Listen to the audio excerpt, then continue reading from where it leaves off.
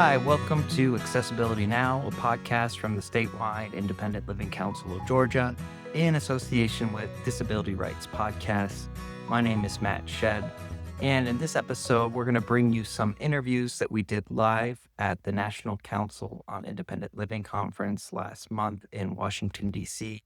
The NCIL conference is a really special event where advocates come from all across the country and connect and share about the work that they're doing. And so I was able to gather some live interviews from advocates all over the place in the U.S., sharing about the work that they're doing and their paths to advocacy and all kinds of good stuff. So here are just some of those interviews. If you want to see all 22 that I did, you can check out the link that I'm going to put in the description.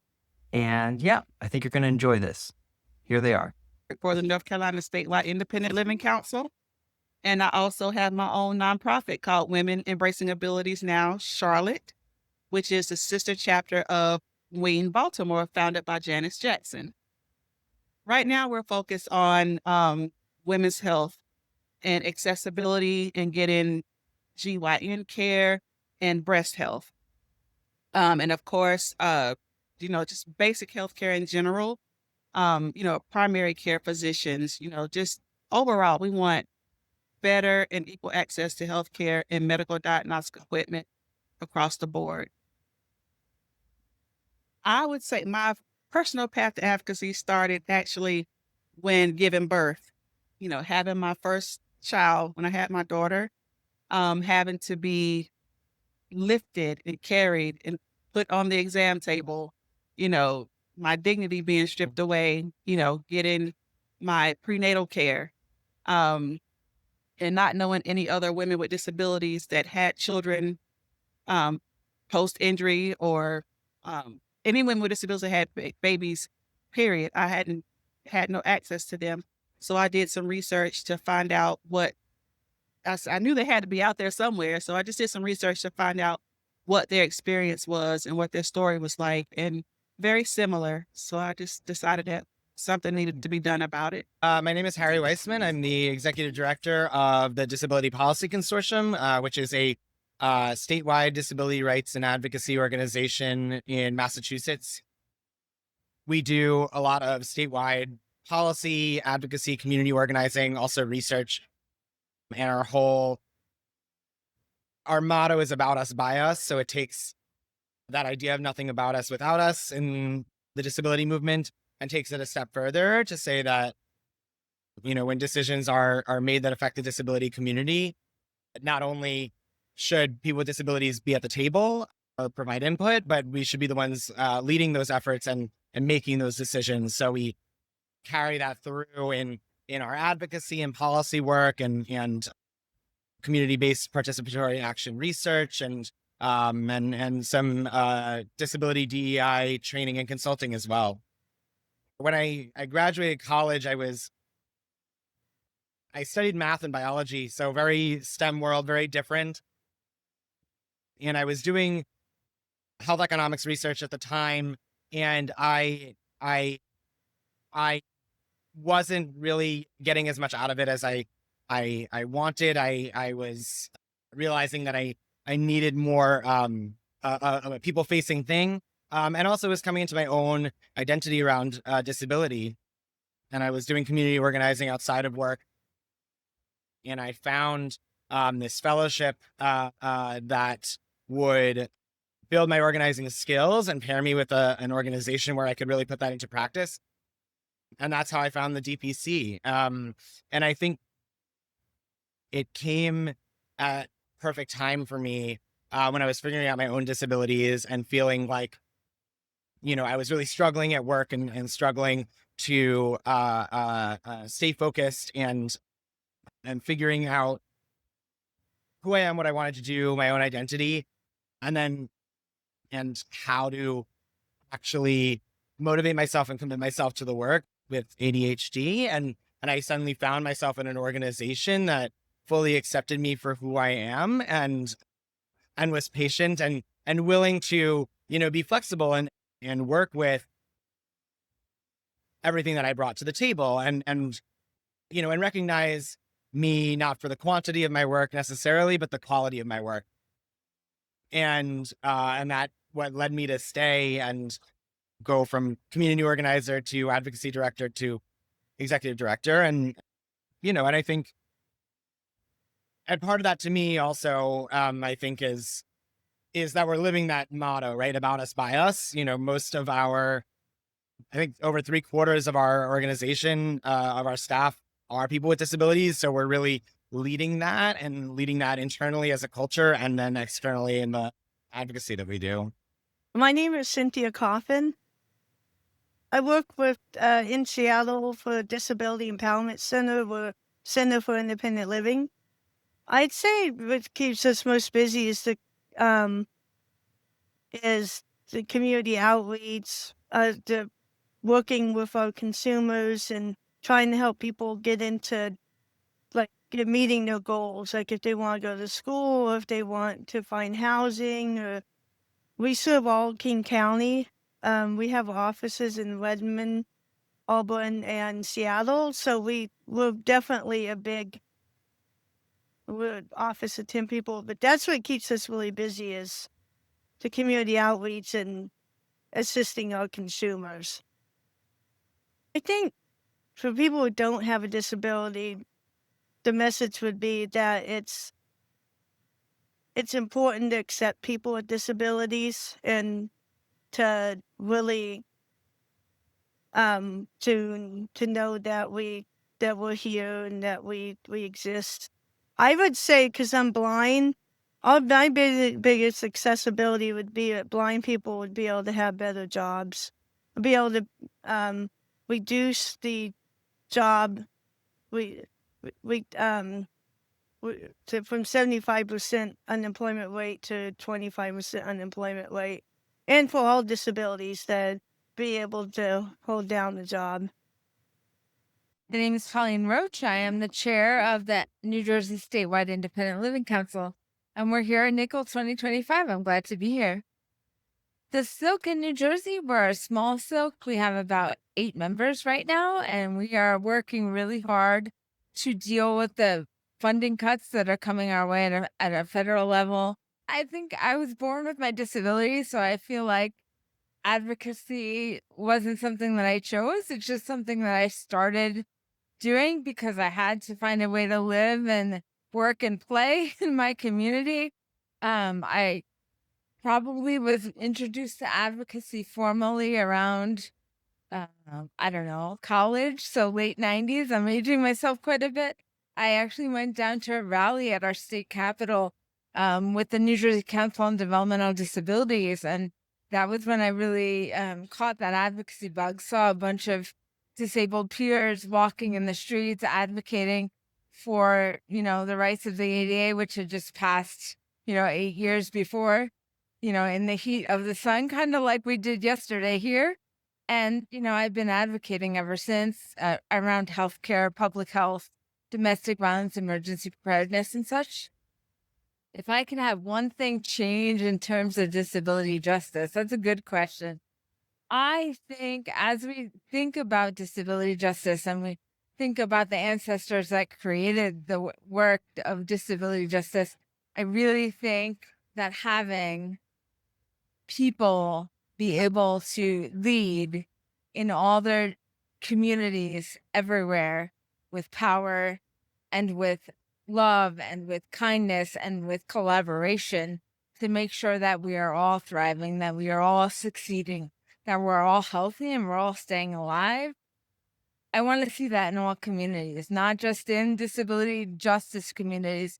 I want to see the 10 principles of disability justice proliferate out into all of our communities. When I think about where we're at right now as a country and as a community, I just want to encourage people that may not be in the work of disability proper to come alongside of us and advocate with us, because the fight that we're in right now is a big one, and we need everybody's voices, including people who are not immediately impacted by disability. We all have to stand up for the rights of people to stay alive. My name is Christie Graves, and I am currently the New York Connects coordinator at my independent living center in upstate New York, NERCL. It's NERCL, Northern Regional Center for Independent Living. And I feel like in the independent living part of our agency, we really are finding a lot of time and energy going towards housing. It seems to be an issue that is so widespread, where we're seeing people unhoused, and up in upstate New York, where you're spending months and months out of the year where it's, below 30 degrees, much below 30 degrees. It's important to make sure that we're having shelters and places for people to stay. And so we have done a lot of work around that.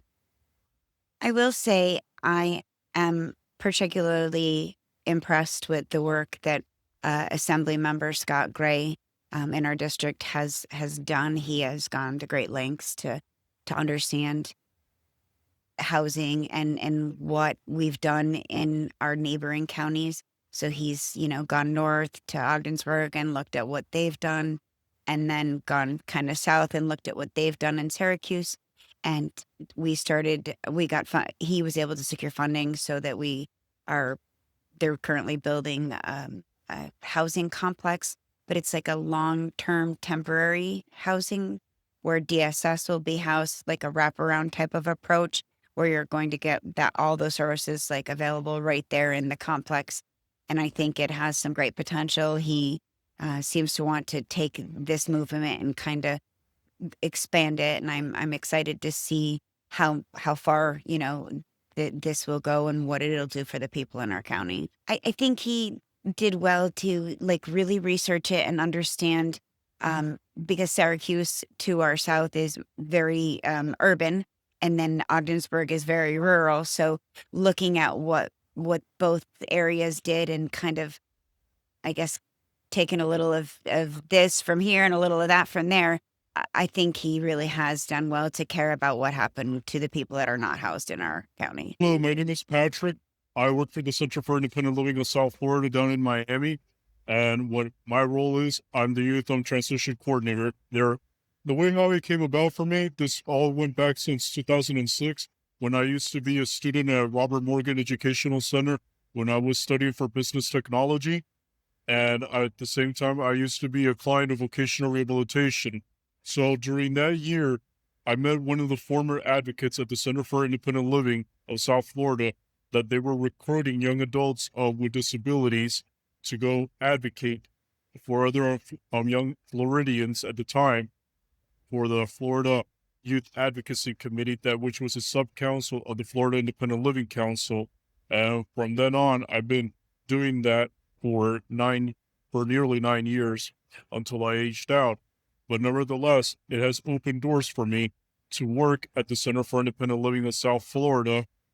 And from then on, that's when I became more involved into the independent living advocacy movement.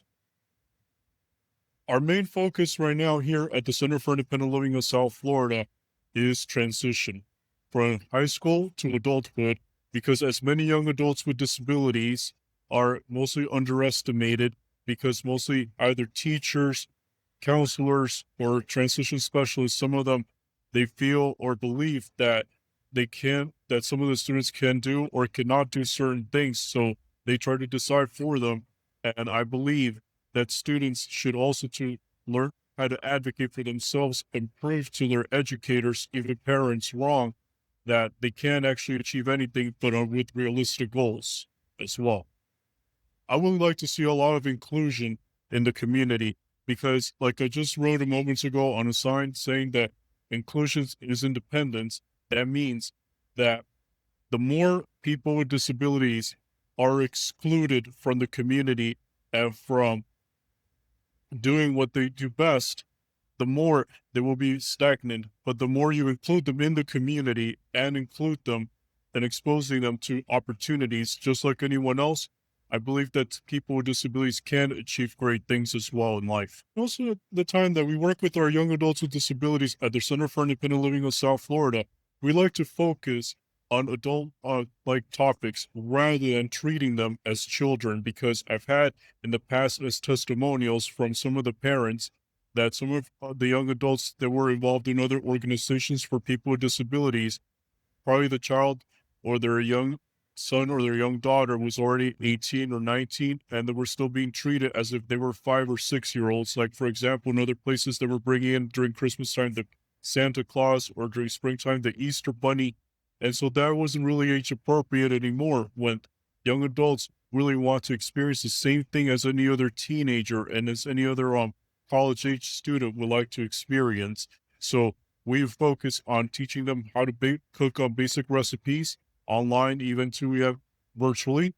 We have on a quarterly basis a public health practitioner based from the St. Petersburg area that she does it on Zoom to talk about safe sex education and sexual abuse prevention towards young adults with disabilities, for them to learn how to set boundaries in case if someone wants to abuse them, or how to report it and advocate for themselves. And have done in the past voting workshops to teach them about how the voting system works and how and what to listen to when they're going to be listening to potential president, mayors, or elected officials, to listen to things and not to listen too much in regards to what other people are saying about them, but listen to the ideas of what feels that it would benefit them. And one of the most favorite things that we like to do is we like to go out a lot into the community, as we like to take them to age appropriate places, like to museums, to the movies, and even teaching them how to take public transportation, as Miami is a great sized city, and that gives them the opportunity to go out and explore their community, something that they have never done before on their own, and budget their money when we go out, and make them feel like the adults who they really are, rather than treating them like children. June Kailes. I'm a disability policy consultant, and I'm based in Los Angeles. A lot of my work revolves around disaster work and ensuring that people with disabilities are included in all aspects of disaster planning, response, recovery, and mitigation. So I really work to make sure that all of that has specifics that cover the what and the why and the who and the when and the how, and not just a theoretical construct, but really the details of what's needed to make sure that people with disabilities are folded into whatever it takes to make sure people are able to communicate, able to access transportation in an emergency, able to protect their independence and their safety. My name is Katrina Parsons, and I work for Disability Link, which is the Center for Independent Living in Tucker or Metro Atlanta, Georgia. And my title is the Independent Care Waiver Program Supervisor and Community Health Supervisor. So basically what I do is I supervise the Independent Care Waiver Program, which is a Medicaid waiver program for individuals with disabilities that are significant enough to live in a nursing home. It gives them those supports in their own homes and community. And then with Community Health Program, I supervise outreach. We have community health classes every Thursday from 3 to 4 p.m.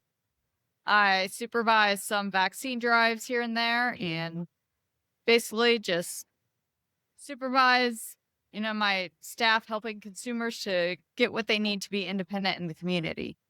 Also, a big part of my job is helping people who don't have health insurance get on different health insurance programs with the Georgia Access for low-cost health insurance.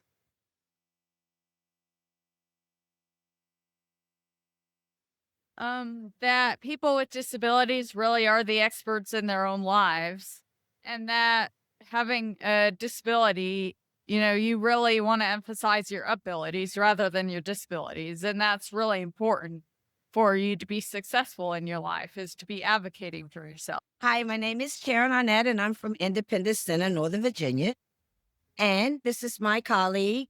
My name is Mindy. I'm also from the Independence Center in Northern Virginia. We teach individuals how to ride the bus and metro system. We can also help them apply for Metro Access, reduce fares, we can also apply for different paratransit in different areas as well, such as ride-on for Montgomery County. I think there's also a paratransit in Loudoun County as well. We also can teach you how to be able to ride Metro and Lyft and basically any mode of transportation. If you need to be able to find a way to get to where you need to go, we will help you learn all the avenues, skills you need to be able to go. We've been working with different groups of the high school students with disabilities in the district and Montgomery County and VA. We have been assisting them in traveling to and from interns. They're working, and they had 3 interns. And also, if you want to bring your bike and you need assistance with putting the bike on and getting it off, your scooter, however you're willing to travel, we're willing to assist you with your travel. My name is Appiadu. I'm from the Harlem Independent Living Center. I'm the executive director there. I'm also the chair for the New York State Independent Living Council. So right now, this year ADA turns 35, and my center, Harlem Independent Living Center, is also 35 years old. So it's like a magical synchronization that my center and the ADA is all 35 years. So we will be doing something special. We have renovated our office to make it fully accessible. So we'll be reopening our office August 13th. And then we'll be celebrating the 35 years of ADA and our office, the inauguration of Harlem Independent Living Center, which is extremely exciting. So I have been in independent living for 10 years now, almost 11 years. I started working as a health insurance enroller at the Westchester Disabled on the Move. So when I was doing my master's program, I wanted a job, I guess, on the side. And then I was recommended by one of my professors to look at Westchester Disabled on the Move. And then when I got there, it became a passion of mine with the work that independent living centers do. And I've been part of independent living centers with some of the lived experience, also with family members with disabilities. This became very, very passionate to me, and I have been working with independent living centers since then.